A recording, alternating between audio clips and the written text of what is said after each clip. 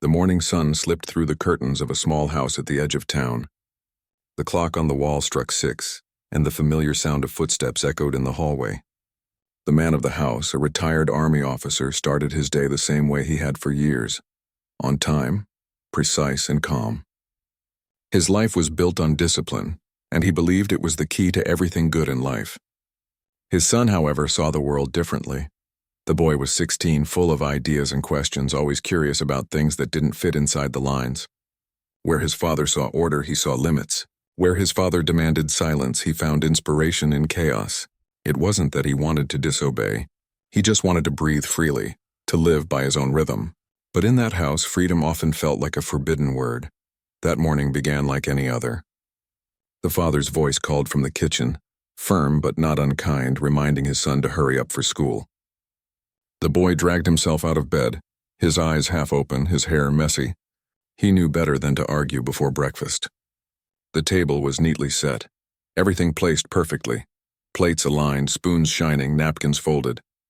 The boy sat down, but his mind was far away. He wanted to finish the sketch he started last night, the one that kept him awake until 2 in the morning. His father noticed his absent look. "You're daydreaming again," he said, not angrily, but with the tone of someone who said the same thing too many times. The boy didn't answer. He simply nodded and took a sip of his tea.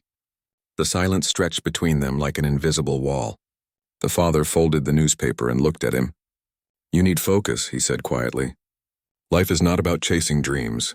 It's about building a future." The boy wanted to reply, to explain that his dreams were his future, but he stayed quiet. Arguing only made things worse. He finished breakfast quickly, grabbed his bag, and stepped outside. The crisp morning air felt better than the heavy silence inside. At school, his day moved slowly. Numbers and rules filled the hours, but none of it stayed in his mind. His real world existed in his sketchbook. During lunch, he sat under a tree and drew the people walking by, their faces, their emotions, their stories. His friends laughed nearby, but he stayed focused. Drawing made him feel alive, like he could turn anything into something beautiful. That week, a poster appeared on the school's notice board. It announced a street art competition in the city, open to young artists. The theme was freedom and control. The word struck something deep in him.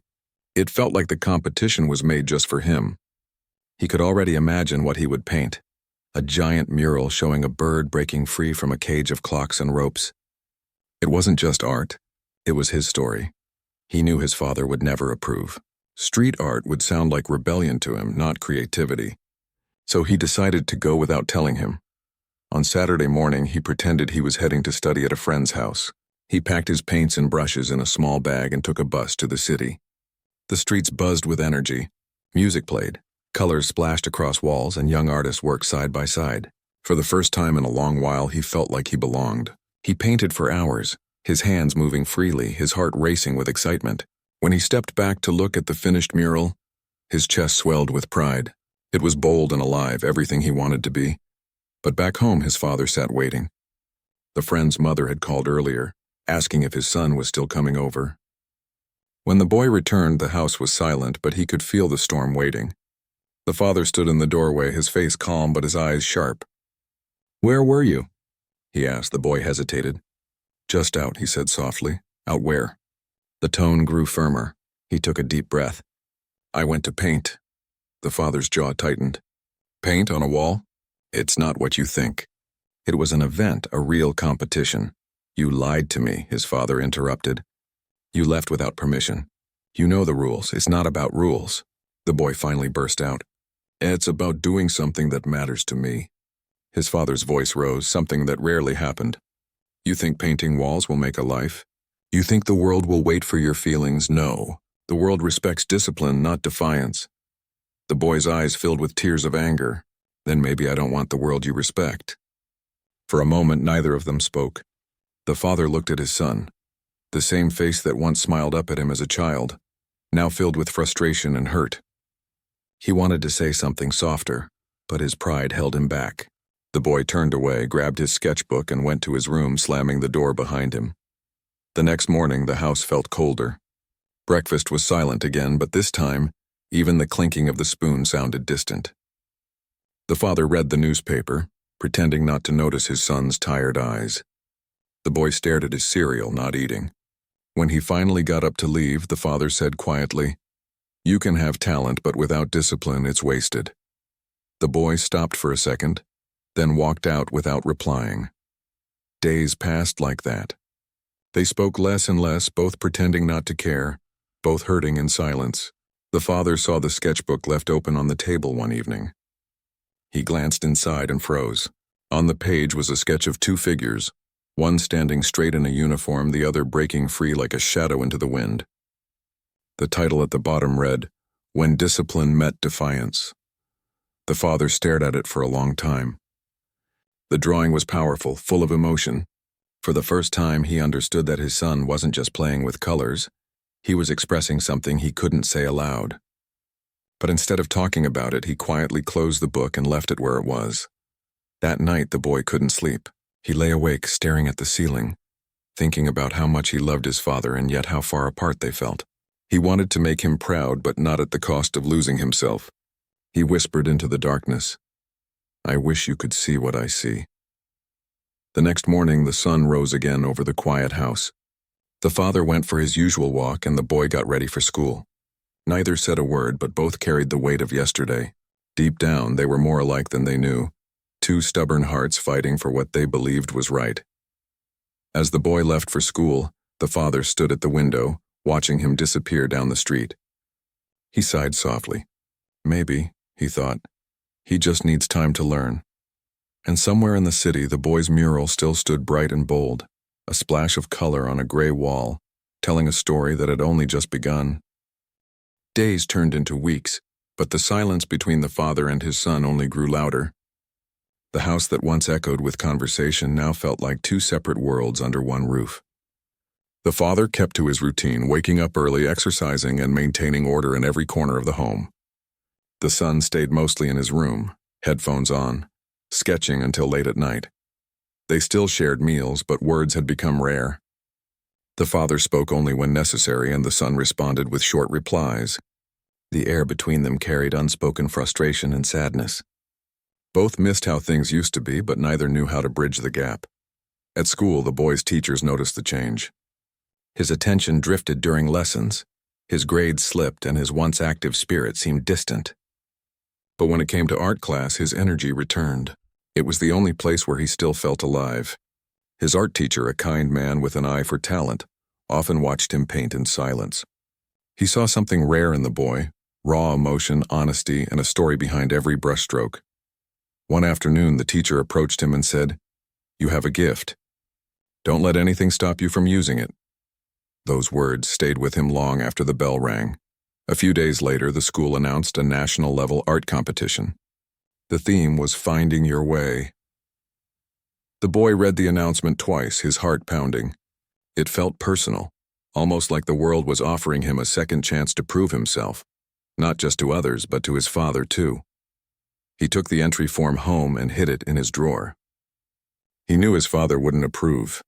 The last argument about painting had ended so badly that he couldn't imagine bringing it up again. Still, he decided to participate secretly. At night, when the house was quiet and his father was asleep, he worked on his piece. He painted on a large sheet of canvas he'd found at school, colors mixing under the dim light of his desk lamp. The painting showed a small boat struggling against strong waves, the horizon just a blur in the distance. He worked on it for hours, sometimes forgetting to sleep. Each stroke carried his emotions, his anger, his hope, his confusion, and his love that he couldn't express out loud. One evening, while cleaning his room, his father found a folded paper on the floor. It was the competition form. He read the details and understood immediately.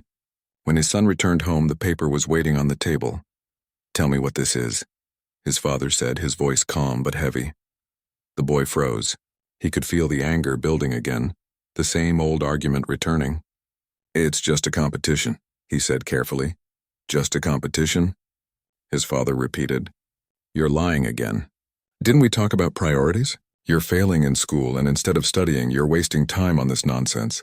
"It's not nonsense," the boy shouted before he could stop himself. "This is the only thing I'm good at. The only thing that feels like me." The father's expression hardened. "You're good at following discipline. That's what makes a person strong. Not colors on a page. The boy's hands trembled as he picked up the paper. Then maybe strength means something different to me. Without another word, he turned and walked out of the house. The door closed softly behind him, but to the father it sounded louder than thunder. That night, the father sat in his chair, staring at the clock. Every tick echoed through the quiet house. He thought about calling, but pride held him back. He told himself his son would come back once he realized his mistake. But the boy didn't return. He spent the next few nights sleeping on a friend's couch, then moved into a small shared room near the art center. It wasn't much, just a mattress, a small table, and one window that looked over the street. But to him, it was freedom. He started helping out at a local art supply shop in exchange for paint and brushes. During the day, he worked. At night, he painted. The city felt alive. It was noisy and messy, but he loved it. People came and went. Artists worked on sidewalks, and every wall told a story. He was finally living in the world he had always imagined, one filled with color and expression. Still, some nights were hard. When the noise outside faded and the room grew quiet, he found himself missing home. The smell of his father's tea, the sound of footsteps in the hallway, even the strict routine that once annoyed him. He missed having someone who cared enough to scold him. One evening, while walking past a cafe, he saw a small poster for local artists to submit work for display. It wasn't a competition, just a chance to show art to the public. He decided to try. He submitted one of his pieces, a painting of an empty chair by a window. It symbolized loneliness but also peace. A week later, the cafe owner called him back saying the customers loved it. He even got his first small payment for art. He smiled for the first time in weeks. It wasn't about the money. It was proof that he could stand on his own. Meanwhile, his father's days went on as usual, but nothing felt right. He'd wake up early, go for walks, and cook his own meals, pretending not to notice how quiet the house had become. The chair at the dining table stayed empty. The boy's sketchbook still lay on his shelf, collecting dust. Some nights, the father opened it and turned the pages slowly. He didn't understand all the drawings, but they spoke to him in ways words never had. He thought about calling his son many times. But every time he picked up the phone, pride stopped him. He told himself his son had made his choice and he had to learn the hard way. Yet deep down he missed him more than he could admit. Months passed. The boy continued working at the art shop, saving money and slowly building a name for himself. His art teacher found him one day at an exhibition and hugged him with pride. "You're growing," he said with a smile. "But don't forget where you came from." The boy nodded, and for a moment his eyes softened. He hadn't forgotten. He just didn't know how to go back. Back home, the father was changing too. The silence had forced him to think. For years he believed rules and structure were the only way to love someone. But now he wondered if, in his effort to protect his son, he had pushed him away. One morning, while walking through town, the father saw something that stopped him in his tracks. On the wall of an old building was a large mural, a painting of a small boat in stormy waters. He recognized it instantly. The style, the emotion, everything about it screamed his son's name. He stood there for a long time, people passing around him, but he didn't move. His heart swelled with pride and regret all at once. The boat looked fragile, but it was moving forward no matter how rough the sea. For the first time, he smiled at his son's art. That night, as he sat at home, he thought about how strange life was. Discipline had built his world, but his son's defiance had brought color into it. Maybe, he thought, both had value in their own way. Maybe they weren't opposites after all, just two halves of something whole. As he turned off the lights, he whispered softly, "You'll find your way, son." And far away in his small rented room, the boy worked on a new painting, one that showed two hands reaching for each other, separated by shadows but still trying to meet. It was the story of them both, though neither of them knew the other was thinking the same thing that night. The days in the city started to blend together for the boy. Mornings came with the sound of traffic and distant chatter, nights with the hum of streetlights and music from nearby cafes. He had gotten used to his small rented room. It wasn't fancy, just a cracked wall, a tiny fan that made more noise than air, and a wooden table he used for painting, but it was his space, his freedom. He spent his days working at the art supply store, stacking paints and brushes on shelves, greeting customers, and learning how to survive on his own. The pay wasn't much, but he managed. He bought simple meals, saved what little he could, and spent the rest on colors and canvas. At night, he'd paint for hours, sometimes until dawn. He often thought about home but tried not to dwell on it. Each time he remembered his father's strict tone or the empty chair at the dining table, a strange ache filled his chest. Yet he told himself he had made his choice and had to live with it. One evening, while he was working in the shop, a woman from a nearby gallery came in. She looked around the store, examining brushes and paints until her eyes landed on a small canvas the boy had painted during his lunch breaks. It was propped up on a shelf, a forgotten piece. The painting showed a single tree growing out of cracked ground with one green leaf clinging to its branch. "This is yours," she asked. The boy nodded shyly. "Just something I made for practice." "It's beautiful," she said. "It tells a story. Would you be interested in showing your work at our gallery next month? We're featuring young artists." He stared at her, speechless. It felt unreal, like the world had suddenly opened a door he didn't even know existed. I'd love to," he finally managed to say. Over the next few weeks, he prepared for the exhibition. He worked harder than ever, creating paintings that told his story, his struggles, his search for freedom, and the quiet love he still felt for his father despite everything. His room became a mess of colors and unfinished canvases, but he didn't care. For the first time in a long while, he felt proud of himself. Back in his hometown, his father's days went by in silence. He tried to stay busy, fixing things around the house, visiting old friends and sticking to his routines. But nothing filled the emptiness. He missed the sound of his son's laughter, the way he'd hum while sketching, the way the house used to feel alive. Sometimes he caught himself cooking more food than he needed, as if out of habit. Other times he found himself standing at the door, expecting to hear the familiar footsteps return. But they never did. One morning, while reading the newspaper, something caught his eye. On the local events page was a small column about a city gallery showcasing upcoming young artists. The article included a tiny photo of a painting, a tree growing out of cracked ground with a single green leaf. The father's hand froze.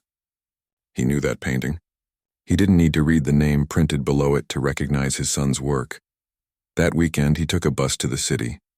He didn't tell anyone, and he didn't even know exactly what he'd say if he saw his son. He just knew he needed to go. When he reached the gallery, the place was crowded. People moved from painting to painting, chatting softly. The walls were lined with colors and stories, each piece different yet connected by emotion. And then he saw it. His son stood in one corner, talking nervously to a visitor about his artwork. He looked older somehow, more confident, but his eyes were still the same. The father didn't approach him right away.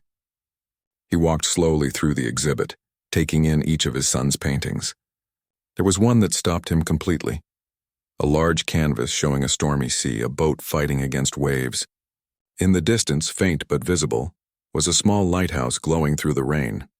He felt his throat tighten. He didn't need anyone to explain it. The lighthouse was him. When the crowd thinned out, the boy noticed his father standing there. For a moment, neither of them moved. The noise around them faded. It was just the two of them standing in the same room after months apart. The father finally spoke, his voice low. "You've been busy," the boy nodded, unsure what to say. "I didn't think you'd come." "I almost didn't," the father admitted. "But I read about your work. I had to see it for myself." They stood there, surrounded by paintings that told the story neither of them could put into words. The father looked at the stormy sea painting again. "You always did have something special in you," he said quietly. "I just didn't understand it before." The boy felt a lump in his throat. He wanted to say thank you or sorry or something, anything, but the words wouldn't come. After a few seconds of silence, the father smiled faintly. "That boat," he said, pointing to the painting, "it's not giving up, is it?" The boy shook his head. "No, it keeps going no matter what." The father nodded slowly. "Good, that's how it should be." They didn't hug and they didn't apologize. But something shifted between them in that moment. A quiet understanding, fragile but real. After the exhibition ended, the father offered to walk him home. They walked side by side through the busy streets, neither talking much, but both feeling the comfort of being together again. When they reached the small building where the boy lived, the father looked up at it, then back at his son. It's not much, the boy said, embarrassed. The father smiled softly. It's yours. That's what matters. He didn't stay long that night. Before leaving, he placed a small envelope on the table. For your paints, he said simply. The boy wanted to refuse, but he didn't. He just nodded, and his father gave his shoulder a light pat before walking away. After he left, the boy opened the envelope. Inside was some money, but also a note. It said, I may not understand your world, but I'm proud that you found it. Tears welled in his eyes. It was the first time his father had said anything like that. Over the next few months, their relationship began to heal. They didn't talk every day, but they called often. Sometimes it was short and awkward, but it meant something. The father would ask how work was going, if he was eating properly, if he needed anything. The boy would tell him about his projects, his exhibitions, his new friends. He started sending photos of his new paintings, too. The father kept them in a small album, flipping through them every few nights. They became his pride and his comfort. But life, as it often does, had other plans. One morning, the father went for his usual jog around the park. It was a bright day, but halfway through he felt dizzy and collapsed near a bench. A stranger rushed to help and called for an ambulance. When the boy got the news from a neighbor, his heart dropped. He didn't even pack properly, just grabbed his bag and rushed to the hospital. On the way there, every memory came flooding back. The strict mornings, the silent dinners, the fights, the moments they never got back. He couldn't lose him now, not when they had just started to find each other again. When he reached the hospital, he saw his father lying on the bed, pale but conscious. Their eyes met, and both of them felt the weight of everything they'd been through. I told you to rest more, the boy said, trying to smile through tears. His father gave a faint chuckle. You sound like me now. That made both of them laugh softly. The boy sat beside him, holding his hand quietly. No more arguments, no more distance, just two people who had finally learned what love really looked like. That night, as the machines beeped gently in the background, the father looked at his son and said, You're stronger than I thought. The boy shook his head. Only because of you. The father smiled, his eyes closing slowly. Then maybe we both did something right. And for the first time in a long while, the boy felt complete, not because he had chosen freedom, but because he had finally learned how to carry both discipline and defiance in the same heart. The hospital room was quiet except for the soft beeping of the machines. The boy sat beside his father's bed, watching him breathe slowly. The bright, disciplined man he had always known looked smaller now, more fragile. The white sheets and hospital smell made everything feel heavy and unreal. He stayed there all night, barely blinking. Every now and then the nurse would come in to check on his father, whispering kindly, He's stable, just needs rest. But the boy couldn't rest. His mind was full of guilt and worry. He kept replaying all the arguments they'd had, wishing he could take back some of the words he'd said in anger. The next morning his father opened his eyes and gave a weak smile. You're still here? The boy nodded. Where else would I go? His father chuckled softly, though the effort made him wince. You've grown, he said quietly. I didn't even see it happening. The boy looked down at his hands, not knowing how to answer. He felt a lump rise in his throat. You scared me, he said. When I heard what happened, the father reached for his son's hand. I'm fine now. Just tired, I guess. He stayed in the hospital for a few more days, and during that time the boy never left his side. He brought food, helped him walk, and made sure he took his medicine on time. It was strange. After years of fighting, they had finally found peace and silence. They didn't talk about the past or their mistakes. They just sat together, quietly understanding each other. When the father was finally allowed to go home, the boy insisted on staying with him for a few days.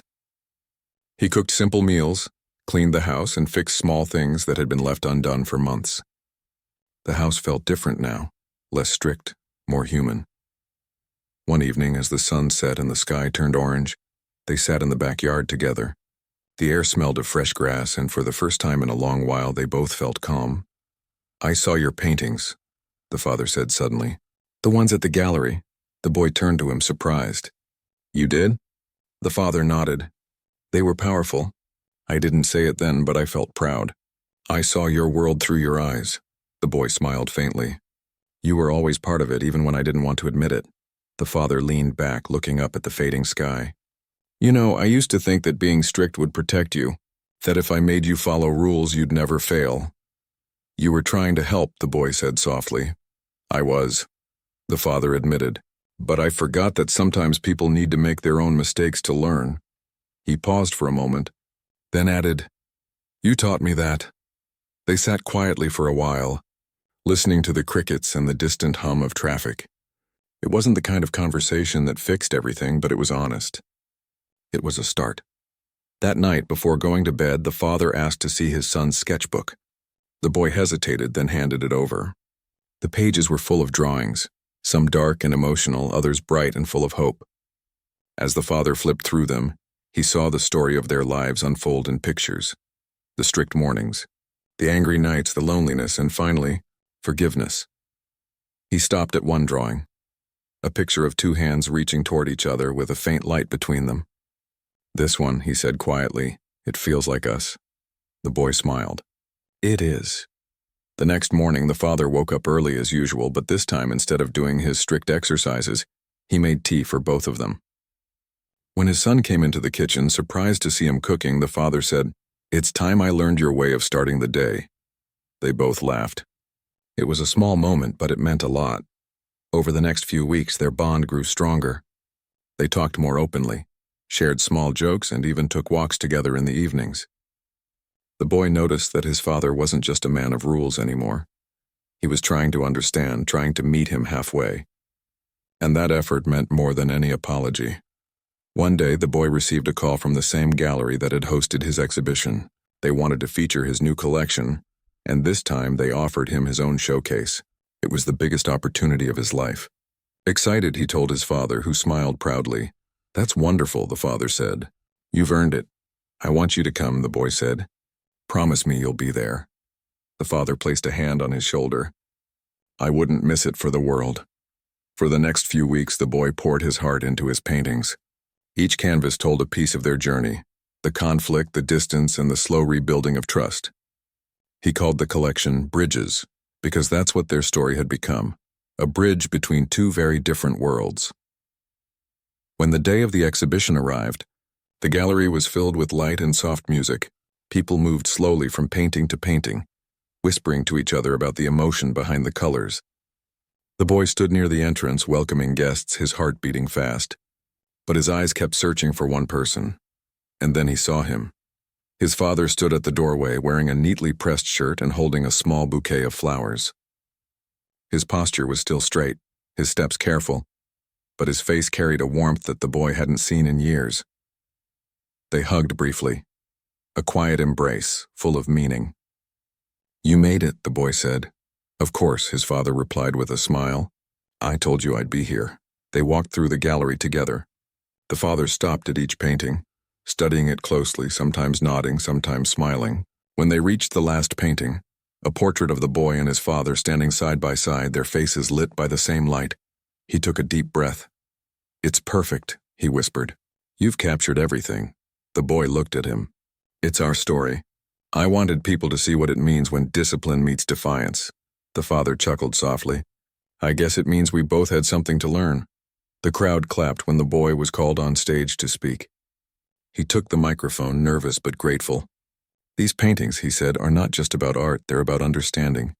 About learning that strength and freedom can exist together. My father taught me that discipline gives direction, and I hope my story shows that defiance gives purpose.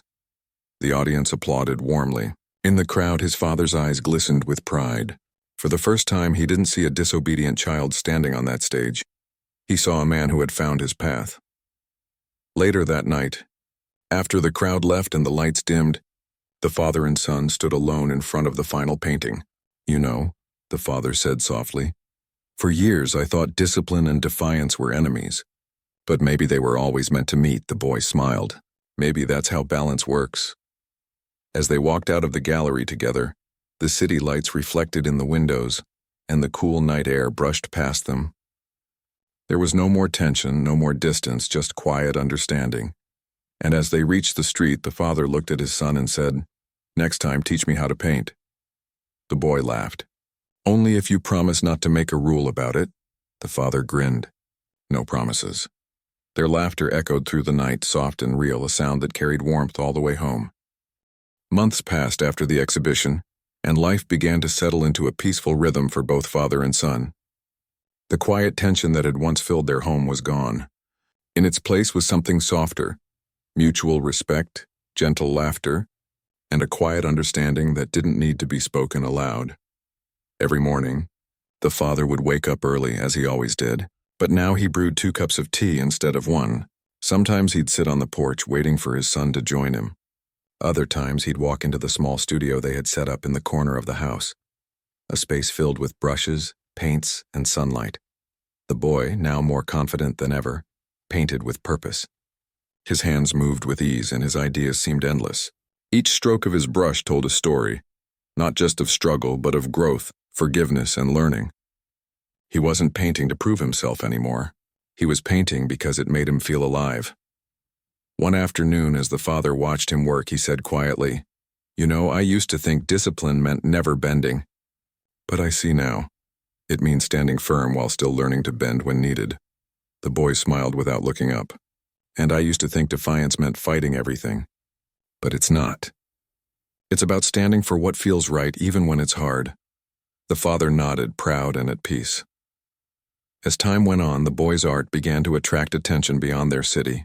He was invited to exhibit in another town, a larger, more well-known gallery that reached out after seeing his Bridges collection online. He was both thrilled and nervous.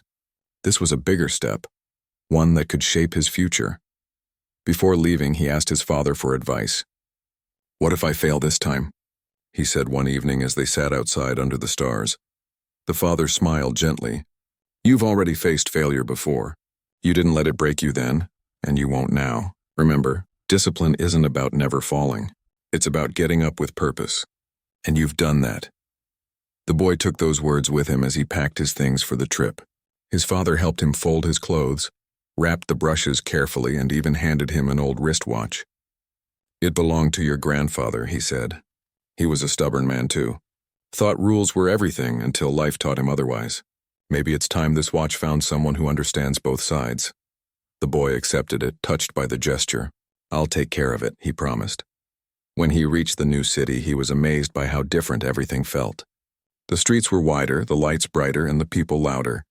But instead of feeling lost, he felt ready.